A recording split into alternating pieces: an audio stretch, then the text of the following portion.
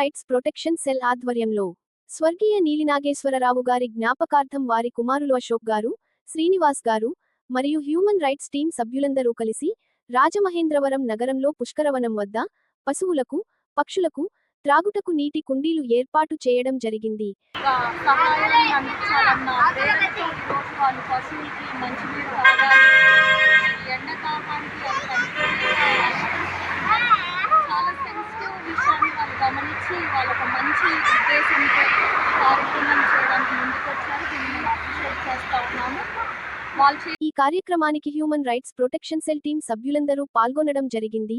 ముఖ్యంగా chairman Abhishek Ahmed, chairperson Kumar, chairperson Chakravarthy, chairperson Shrimati Sabitha, medical help coordinator Ashok, director Shrimati Swathi, Shrimati Lalitha తదితరులు పాల్గొన్నారు.